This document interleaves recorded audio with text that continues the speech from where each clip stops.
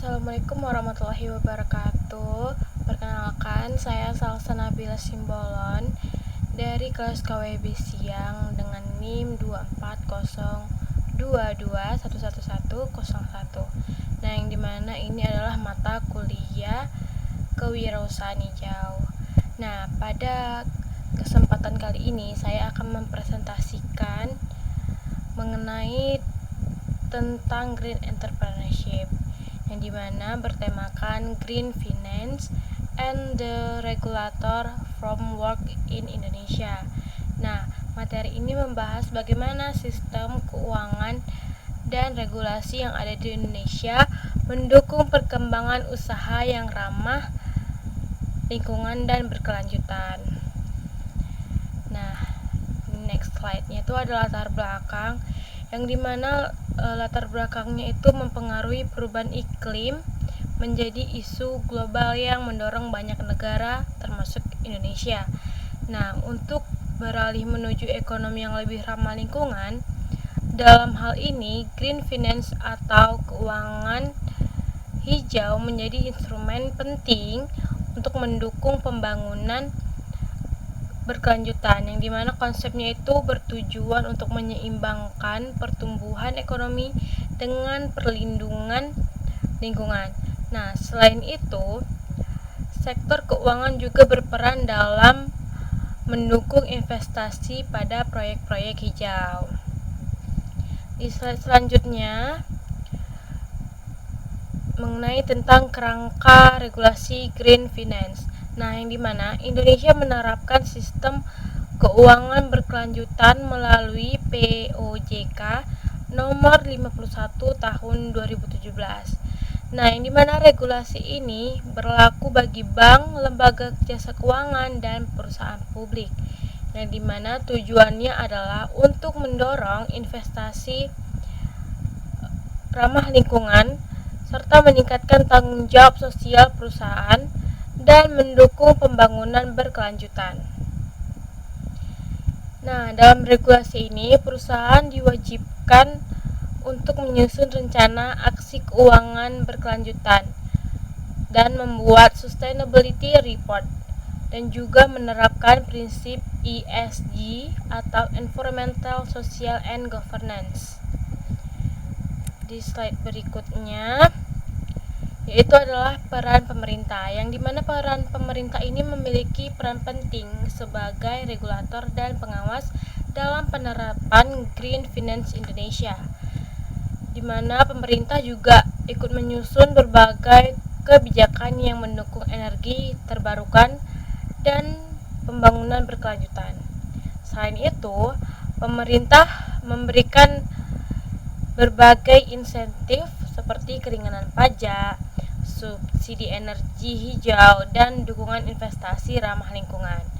Nah, upaya ini dilakukan untuk mengurangi ketergantungan pada bahan bakar fosil dan mendorong penggunaan teknologi bersih yang rendah emisi karbon. Slide selanjutnya itu adalah pembiayaan kewirausahaan.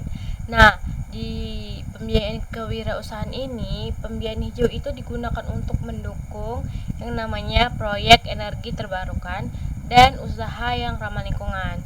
Contohnya itu proyek yang didanai antara lain tenaga surya, tenaga angin, biomasa, dan panas bumi.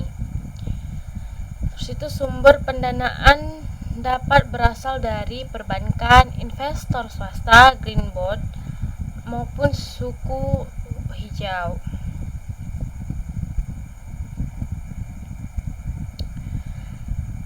Nah, ini mana sistem pembiayaan ini umumnya menggunakan kontrak jangka yang panjang sehingga dapat membantu mengurangi risiko investasi pada kewirausahaan hijaunya. Nah, selanjutnya itu adalah pajak dan insentif, yang dimana pemerintah juga menerapkan kebijakan pajak karbon untuk mengurangi emisi gas rumah kaca. Terus itu ada perusahaan yang menerapkan praktik ramah lingkungan dapat memperoleh insentif pajak sebagai bentuk dukungan pemerintah. Selain itu, kebijakan kebijakan ini digunakan untuk meningkatkan investasi pada sektor hijau. Nah, sebaliknya, industri yang menghasilkan pencemaran tinggi dapat dikenakan sanksi atau biaya tambahan.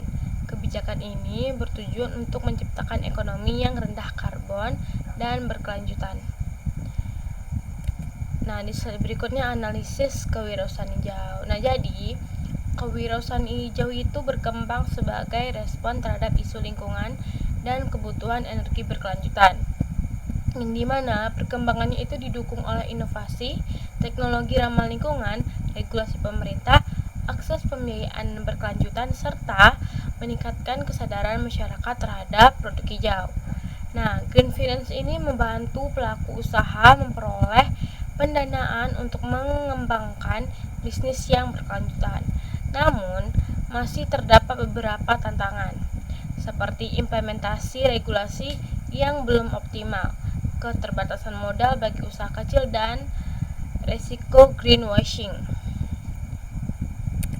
Nah, pada kesimpulan ini, sebagai kesimpulannya, perkembangan kewirausahaan hijau di Indonesia ini didukung oleh teknologi bersih, sistem pembiayaan, dimana sistem pembiayaan keberlanjutan dan kebijakan pemerintah yang mendukung ekonomi ramah lingkungan. Nah, serta juga Green Finance ini memiliki peran penting dalam menyediakan pendanaan bagi proyek energi terbarukan dan usaha yang berkelanjutan. Nah, oleh karena itu, kerjasama antara pemerintah, sektor keuangan, serta pelaku usaha dan masyarakat sangat diperlukan untuk mewujudkan pembangunan ekonomi yang berkelanjutan dan rendah emisi karbon. Nah, sekian presentasi dari saya. Terima kasih atas perhatian teman-teman dan Bapak atau Ibu dosen yang sudah mendengarkan hasil presentasi saya. Nah, tanpa berlama-lama, saya akan tutup. Wassalamualaikum warahmatullahi wabarakatuh.